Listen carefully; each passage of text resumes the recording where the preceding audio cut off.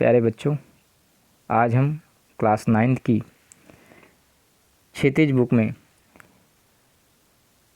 गद्य खंड में चैप्टर 1 पढ़ेंगे। गद्य खंड में चैप्टर 1 में है मुंशी प्रेमचंद जी। प्रेमचंद जी का जन्म बनारस के लमही गांव में हुआ था सन 1880 में। उनका मूल नाम धनपत राय था। प्रेमचंद जी का जो बचपन है वो अभाव में बीता और शिक्षा बीए तक ही हो पाई थी। उन्होंने शिक्षा विभाग में नौकरी की, परंतु असहयोग आंदोलन में सक्रिय भाग लेने के लिए सरकारी नौकरी से त्यागपत्र दे दिया। गांधी जी ने असहयोग आंदोलन चलाया था अंग्रेज़ों के खिलाफ, तो उसमें इन्होंने आंदोलन लिया, जिसके कारण उन्होंने नौकरी से त्यागपत्र दे दिया। सन 1936 में इस महान कथाकार का देहांत हो गया। आपने कई कहानियाँ लिखी और आपकी कहानियाँ मानसरोवर के 8 भागों में संकलित हैं। मानसरोवर आपका एक कहानी संग्रह है जिसके 8 भागों में आपकी कहानियाँ संकलित हैं। सेवा सदन, प्रेम आश्रम, रंगभूमि, कायाकल्प, निर्मला गबन, कर्मभूमि, गोदान इनके उपन्यास हैं। हंस जागरण, माधुरी आदि पत्रिकाओं का भी आपने संपादन किया। तो ये जो है चैप्टर हमारी कक्षा में क्लास 9th की बुक में पार्ट 1 दो बैलों की कथा, इसमें प्रेमचंद जी ने भारतीय कृषक समाज का, भारतीय किसान समाज का और वो जो पालतू जानवर रखते हैं गाय बैल, उनके बीच क्या भावनात्मक संबंध हो जाता है उसका यहाँ पर उन्होंने वर्णन किया इस कहानी में। साथ ही यह भी बताया है कि स्वतंत्रता जो है सहज रूप से नहीं मिलती, उसके लिए संघर्ष करना पड़ता है बार बार। और यह कहानी इस प्रकार से परोक्ष रूप से इनडायरेक्टली आज़ादी की कहानी से भी जुड़ी हुई है, आज़ादी के आंदोलन की भावना से भी जुड़ी हुई है। इसके साथ ही इस कहानी में प्रेमचंद ने पंचतंत्र और हितोपदेश की कथा परंपरा का उपयोग किया और उसका विकास किया। तो आइए पढ़ते हैं दो बैलों की कथा। दो बैलों की कथा में लेखक के अनुसार जो बैल होते हैं वो गधे के प्रजाति के होते हैं। जैसे गधा मूर्ख होता है वैसे बैलों को भी मूर्ख माना जाता है। जानवरों में गधा सबसे ज़्यादा बुद्धिहीन समझा जाता है। हम जब किसी आदमी को परले दर्जे का बेवकूफ़ कहना चाहते हैं तो उसे गधा कहते हैं। गधा सचमुच बेवकूफ़ है या उसके सीधेपन, उसकी निरापद सहिष्णुता ने उसे यह पदवी दे दी है, इसका निश्चय नहीं किया जा सकता। अर्थात लेखक के अनुसार गधा एक सीधा और निरापद जानवर है। वह सुख दुख हानि लाभ किसी भी दशा में कभी नहीं बदलता। उसमें ऋषि मुनियों के गुण होते हैं, फिर भी आदमी उसे बेवकूफ़ कहता है। बैल गधे के छोटे भाई की तरह है जो कई रीतियों से, कई तरीक़ों से अपना असंतोष कभी कभी प्रकट कर देता है। अर्थात कभी कभी झड़प देता है, कभी कभी मार देता है, कभी कभी उसे क्रोध भी आ जाता है, लेकिन गधे को ऐसा क्रोध नहीं आता है। अब गया कि झूरी जो है, झूरी काछी, उसके 2 बैल हैं, एक है हीरा और एक मोती। और ये दोनों बैल पछाई जात के हैं। दोनों बैल किस जात के हैं? पछाई जात के दोनों बैल हैं, हीरा और मोती, और देखने में बिल्कुल सुंदर, काम में चौकस, डील डाल में काफ़ी ऊंचे। तो झूरी काछी के पास हीरा और मोती नाम के 2 स्वस्थ और सुंदर बैल थे। वह अपने बैलों से बहुत प्रेम करता था। हीरा और मोती के बीच भी झूरी का घनिष्ठ संबंध था। एक बार झूरी ने अपने दोनों बैलों को अपने ससुराल भेज दिया किसी कार्य के लिए, मुख्यतः कृषि कार्य के लिए। उनका साला आया गया और वो उनको ले गया। अच्छा, दोनों बैल जब यहाँ रहते थे झूरी के पास तो दोनों अपना प्रेम प्रकट करते थे। कैसा करते थे? दोनों साथ साथ काम करते थे और दोनों विनोद के भाव से, आत्मीयता के भाव से कभी धौल धप्पा करने लगते थे, कभी एक दूसरे से सींग लड़ाते। और जब कभी उनको हल या बैल गाड़ी में जोत दिया जाता था तो दोनों गर्दन हिला हिला कर चलते। उस वक्त हर एक की यही चेष्टा होती कि ज़्यादा से ज़्यादा बोझ मेरी तरफ हो, मेरी गर्दन पर हो। दोनों खुलते तो एक दूसरे को चाट चूट कर अपनी थकान मिटा लिया करते थे। नान में खली भूसा पड़ जाने के बाद दोनों साथ उठते, साथ नान में मुंह डालते और साथ ही बैठते थे। एक मुंह हटा लेता तो दूसरा भी हटा लेता। अर्थात दोनों के अंदर बहुत प्रेम था।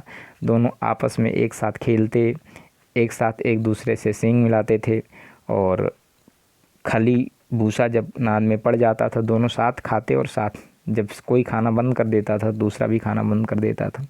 हल और बैलगाड़ी में जब उनको जोता जाता था तो दोनों की चेष्टा हुआ करती थी कि ज़्यादा से ज़्यादा भार मेरी तरफ हो। अब इन बैलों को, हीरा और मोती के इन बैलों को झूरी ने ससुराल भेज दिया अपने गया के साथ। अब उन्हें लगा कि इस हमारे मालिक ने हमें बेच दिया, और इस तरह से वो दोनों बेचारे जाते हैं। मन ही मन सोचते हैं कि हमने क्या ऐसा नुकसान किया था, हमसे क्या नहीं बन पड़ा था जो हमने नहीं किया। अगर हमारी चाकरी में कोई कमी रह जाती तो हमें तो तुम्हारी चाकरी में मर जाना कबूल था। हमने कभी दाने चारे की शिकायत नहीं की तुमसे, तुमने जो कुछ खिलाया वो सर झुकाकर खा लिया, फिर तो तुमने हमें इस जालिम के हाथ क्यों बेच दिया। हमने तुम्हारी सेवा करने में कोई कसर नहीं उठा रखी, अगर इतनी मेहनत से काम ना चलता था तो और काम ले लेते। इस तरह से अपने मन में सोचते हुए आगे रास्ते में जाते हैं और दोनों चले जाते हैं। तो झूरी काछी के जो दोनों बैल हैं वो हीरा मोती अब गया के साथ चले जाते हैं उसकी ससुराल, उनको ले जाता है। और वहाँ उसने खूब उनसे, हीरा और मोती से खूब काम करवाया जाने लगा। दोनों को खूब काम किया जाता था, करवाया जाता था, और काम करवाने के बाद उनको रूखा सूखा भोजन डाल दिया जाता था। अतः दोनों रस्सी तोड़ करके वहाँ से भाग आए झूरी के पास। झूरी ने उन्हें देखा तो बहुत खुश हुए झूरी, और जो झूरी की पत्नी है वो, उन बैलों का भागना उसे पसंद नहीं आया। उसने उन्हें खरी खोटी सुनाई और मजदूर को कहा कि इसको खली भूसा बिल्कुल मत देना। दूसरे दिन झूरी का साला फिर उन्हें लेने आया। फिर उन्हें कड़ी मेहनत करनी पड़ी पर खाने को सूखा भूसा ही मिला। कई बार काम करते समय मोती ने गाड़ी खाई में गिरानी चाहिए तो हीरा ने उसे समझाया। मोती बड़ा गुस्सैल था। हीरा धीरज से काम लेता था। हीरा की नाक पर जब खूब डंडे बरसाए गए तो मोती गुस्से से हल लेकर भाग चला, और हल को लेकर के भाग गया, और कहीं जुआ टूटा पड़ा, कहीं हल टूटा पड़ा। इस तरह से कभी कभी वो दोनों आक्रामक भी हो जाते और उन्हें खूब मारा पीटा भी जाता। इस तरह दोनों की हालत बहुत ख़राब हो गई थी। वहाँ एक छोटी बालिका रहती थी जो भैरों की बेटी थी। उसकी माँ मर चुकी थी, और उसकी जो सौतेली माँ है, ये बालिका है, भैरों की बेटी है, उसकी माँ मर चुकी थी। और उसकी सौतेली माँ उसे बहुत मारती पीटती थी, उससे काम करवाती थी।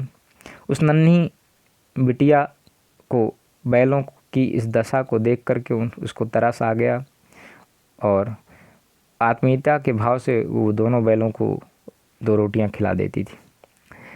अच्छा, दोनों बैलों के प्रति बच्ची को इतना प्रेम इसलिए आया कि उसको अपनी दशा और बैलों की दशा एक जैसी लगी।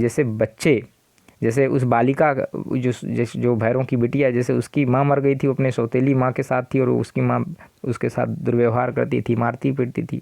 ठीक उसी तरह से जो हीरा और मोती बैल हैं, उनके मालिक भी जो झूरी हैं वो हैं, और जो गया है उनका सौतेला मालिक है। तो सौतेला मालिक उनको मारता पीटता, खूब काम करवाता। इसी तरह से उसकी माँ, सौतेली माँ, खूब मारती पीटती, उससे काम करवाती।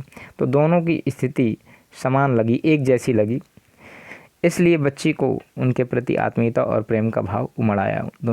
दोनों बैलों के प्रति प्रेम आ गया। और एक दिन उसने, बालिका ने रस्सी खोल दी और दोनों बैल भाग खड़े हुए। झूरी का साला दूसरे लोग उन्हें पकड़ने दौड़े पर पकड़ न सके। भागते भागते दोनों नई जगह पहुंच गए। झूरी के घर जाने का रास्ता भूल गए, फिर भी बहुत खुश थे। दोनों ने खेतों में मटर खाई और आज़ादी का अनुभव करने लगे। फिर एक सांड से उनका मुकाबला हुआ। दोनों ने उसे मिलकर मार भगाया, लेकिन खेत में चरते समय मालिक आ गया। मोती को फंसा देखकर हीरा भी खुद आ फंसा। दोनों कांजी हाउस में बंद कर दिए गए। अगर हीरा चाहता तो भाग जाता, क्योंकि मोती फंस गया था और हीरा देखता रहा कि मेरा मित्र फंस गया है मुसीबत में, तो फिर वो भी लौट आया। उसने भी अपने आप को उनके सामने प्रस्तुत कर दिया। मटर के जो खेत के मालिक थे, सबकी हालत बहुत ख़राब थी। जब हीरा मोती को रात को भोजन ना मिला तो जब कांजी हाउस में इनको बंद किया गया तो वहाँ और भी बहुत जानवर बंद थे, और सबकी हालत बहुत दयनीय थी। सबकी स्थिति बहुत ख़राब थी। पेट भर खाने को दिया नहीं जाता था, मरियल से हो गए थे। तो इस तरह से हीरा और मोती को उन जानवरों की दशा पर स्थिति पर उनको बहुत तरस आया। जब हीरा मोती को रात को भोजन ना मिला तो उनके दिल में फिर से विद्रोह की ज्वाला भड़क उठी। फिर एक दिन दीवार गिराकर दोनों ने दूसरे जानवरों को पहले भगा दिया। मोती भाग सकता था, पर चूंकि हीरा बंधा था इसलिए हीरा की रस्सी नहीं टूट पाई थी, इसलिए मोती भी नहीं भागा और वो चुपचाप वहीं खड़ा रहा। चूँकि मित्र बंधा है तो मैं कैसे भागूं, ये भावना थी उसके अंदर। तो मोती भाग सकता था, पर हीरा को बंधा देख करके वह भी नहीं भागा। कांजी हाउस के मालिक को जब सुबह पता चला तो उसने मोती की खूब मरम्मत की, जम के मारा पीटा उसे और उसे मोटी रस्सी में बांध दिया गया। एक सप्ताह बाद कांजी हाउस के मालिक ने जानवरों को कसाई के हाथों बेच दिया। नीलामी हुई और एक जानवर, और ये सारे जो जानवर हैं बेचे गए। तो जो बचे हुए थे तो हीरा और मोती को एक कसाई के हाथ बेच दिया गया।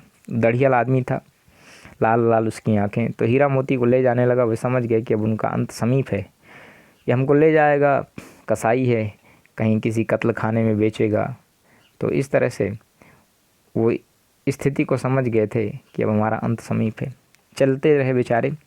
और जब उस दढ़ियल जो कसाई है, जब उनको ले जा रहा था बैलों को, तो एक ऐसी राह पर वो आ गए जो उनको वो राह चिर परिचित नज़र आई। मतलब उनको वो रास्ता पहले से मालूम था और उनको ज्ञान था कि इस रास्ते से हम कभी निकले थे। वही गांव, वही खेत खलिहान, वही पनघट, वही सारी चीज़ें उनको देखने को मिलने लगी।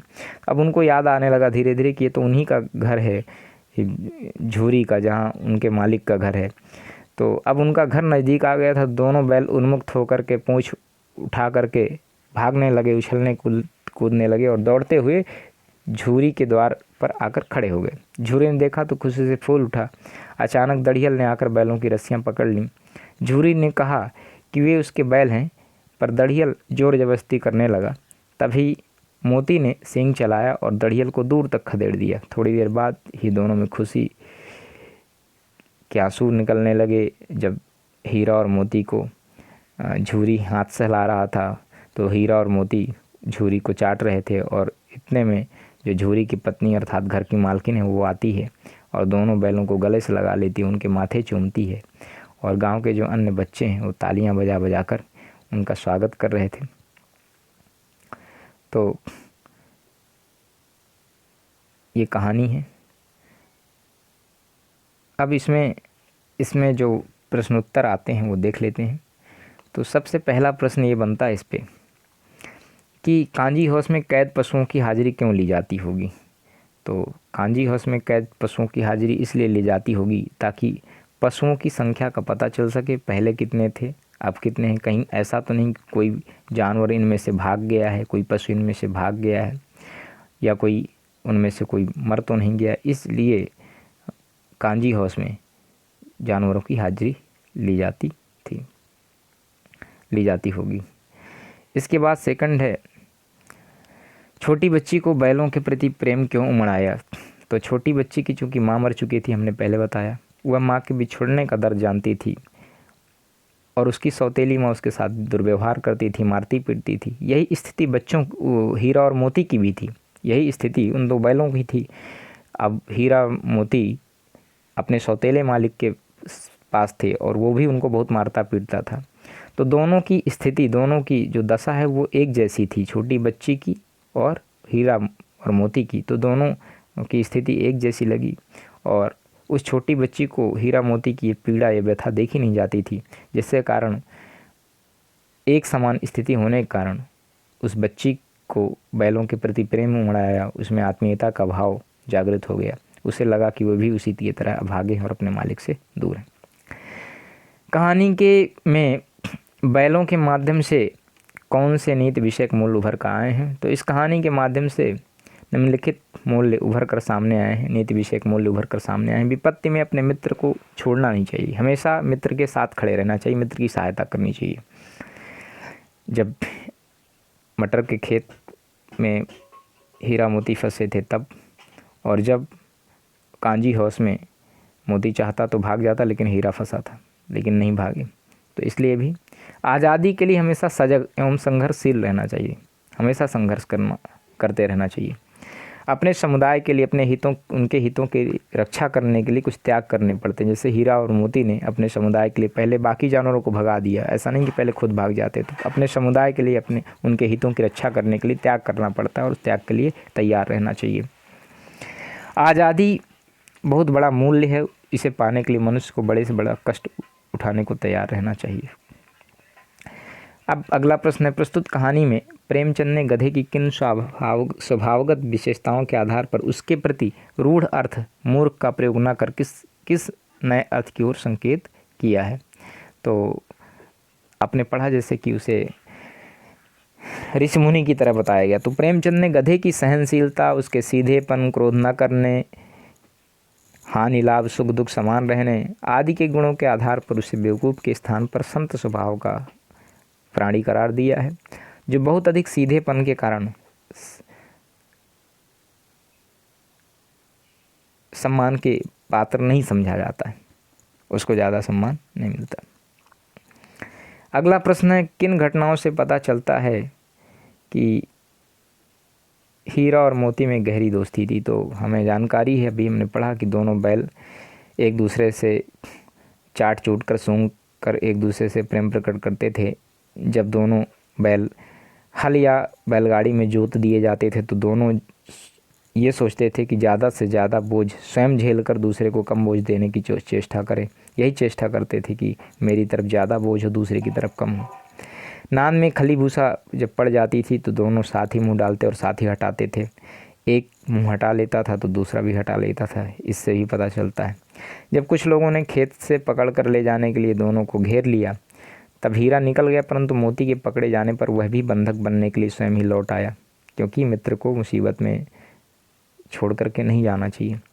इससे हमें पता चलता है कि दोनों में अच्छी मित्रता थी। कांजी हाउस की दीवार टूटने पर जब हीरा ने भागने से मना कर दिया तो अवसर होने के बावजूद भी मोती उसे छोड़कर नहीं भागा। इन घटनाओं से पता चलता है कि हीरा और मोती में बहुत अच्छी गहरी दोस्ती थी। अगला प्रश्न है, लेकिन औरत जात पर सींग चलाना मना है, यह भूल जाते हो। हीरा के इस कथन के माध्यम से स्त्री के प्रति प्रेमचंद के दृष्टिकोण को स्पष्ट कीजिए। तो इसके आधार पर कहना चाहते हैं प्रेमचंद जी कि हीरा के इस कथन से ज्ञात होता है कि समाज में स्त्रियों के साथ दुर्व्यवहार किया जाता था, उस समय भी और अब भी। उन्हें शारीरिक यातनाएं दी जाती थीं, इसलिए समाज में ये नियम बनाए जाते थे कि उन्हें पुरुष समाज शारीरिक दंड न दे। हीरा और मोती भले इंसानों के प्रतीक हैं। हीरा और मोती सभ्य समाज को एक सीख देते हैं।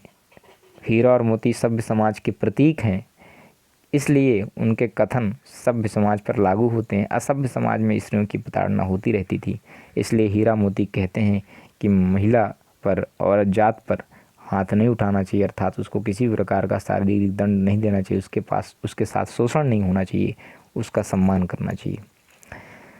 तो प्यारे बच्चों, ये हमारा चैप्टर दो बैलों की कथा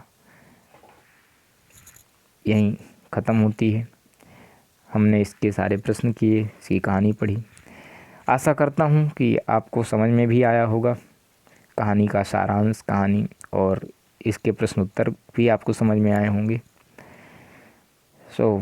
अगर आपको ये वीडियो अच्छा लगे तो प्लीज़ इसे लाइक करें, शेयर करें और सब्सक्राइब करें। सब्सक्राइब करने के लिए जब आप वीडियो देखेंगे तो वीडियो के स्क्रीन के जस्ट नीचे right hand side subscribe red colour font होगा, उससे सब्सक्राइब लिखा होगा और बेल का आइकन है घंटी का, उसको क्लिक कर देंगे तो सब्सक्राइब हो जाएगा। इससे आप जब भी कोई नया वीडियो अपलोड किया जाएगा तो आप उसका नोटिफिकेशन आपको तुरंत प्राप्त हो जाएगा। Okay, thanks for watching.